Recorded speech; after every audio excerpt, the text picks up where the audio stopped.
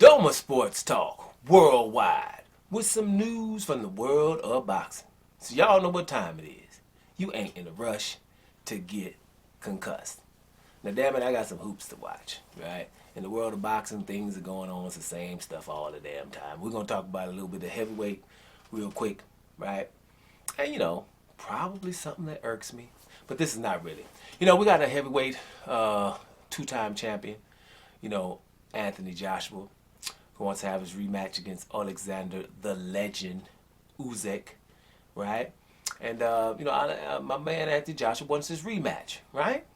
So, but here we are. We're in a war in the Ukraine. Ukraine bring the pain, right? I've been saying that it's been plain for a while now, And Oleksandr Usyk, like I said again, he's a legend, a living legend.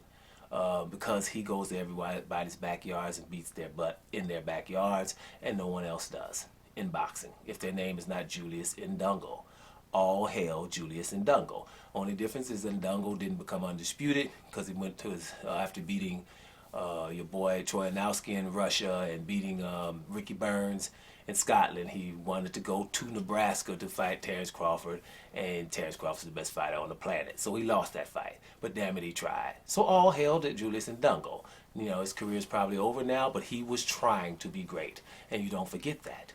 Especially when you're seeing the landscape of boxing, and boxers don't do that. So Oleksandr Usyk is special, right? He's done it the whole time, his whole career. It's absolutely ridiculous. But hey, if you want to hear more about Usyk, just put Doma and Usyk and you hear it. I talk about him all the time. Well, but right here, I don't know. I'm hearing that Oleksandr Usyk is leaving the Ukraine to prepare for a fight in June versus, your boy Anthony Joshua. I'm not too enthused about it, right? I would rather that not to happen, obviously because of the war, because then the excuses are there already. I don't know.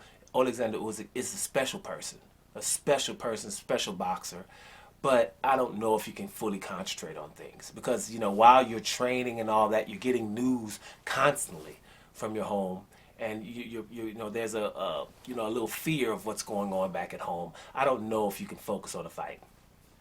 So he'll be having excuses. I just know that, I think that it's funny that the boxing world is just going to ignore this and let this happen. It shouldn't really happen, in my opinion. Not right now. Maybe in a month or two, we have a whole different thing. Joshua should take an interim fight, but I told you I don't think he wants to because the names that he was talking about, I told you, the only one he really is thinking about is Agit Kabayal. Anthony Joshua ain't going to fight no Louis the Real King Kong Ortiz, right? It ain't happening. And let me tell you something, too. Anthony Joshua versus Louis the Real King Kong Ortiz blows Dillian White and Tyson Fury out of the damn water. That's all he has to do is say that fight. He doesn't really have to show up. Just say he's about to fight him and do the lead up and then get hurt at the end, and he's done something, right? But he ain't even gonna say I'm about to fight Louis Ortiz, right? And everybody ain't nobody, but it's just the point. That's who we should fight. But even if it was Joe Joyce, even if it was Joseph Parker. Those three, okay. Otto Wallen, no. Agit Kabayal, no either. All right? But, going to force Usyk to come from the war. Now, we know that Usyk's little brother, he's not really his little brother, but his little boy, his main man, Lomachenko, he's not going to fight the Kambosos fight. But Kambosos was trying to get him there, right? Kambosos was trying his hardest because the other option is fighting for Undisputed versus Devin Haney. And I just think that Anthony Joshua is going to try, let me go and fight Usyk because, hey, these other dudes that might fight for interim, which I was talking like I really wanted to fight, those are no easy fights. So, I don't know, guys. I think right now in the war, we should leave those people alone. But I've noticed when it comes to those big coddled fighters, right? Because we'll say, hey, the Ukrainians, leave them alone right now. They have to stay in the country to fight. We'll say, hey, we're boycotting the Russians, and the Russians can't go do this and do that, right? But Anthony Joshua's going to get Oleksandr Usyk. Canelo's going to get Dmitry Bivol. And we ain't going to say nothing about it because sometimes the rules don't apply to everybody. You know what I mean?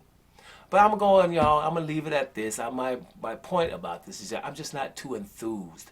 As much as I like me some Oleksandr Usyk, as much as I think he's a legend, I think his focus probably can't be totally on this fight. And Anthony Joshua, even though I know he has some weaknesses, right? But I'm also the guy that says Anthony Joshua got some lion in him. And I don't know if you want to be fighting Anthony Joshua when you're not fully focused, especially if you're that much smaller than him. See, the thing is, Oleksandr Usyk is not one punch knockout power. I can land this on you. Anthony Joshua could be timid the whole fight. You know, he has to really, be focused, right? Because you remember, Anthony Joshua touched him just 2 or 3 times, and you could tell that Usyk felt him. So if Usyk's not on point, he can probably get clipped here, and I don't think it's going to be fair because there's going to be excuses there.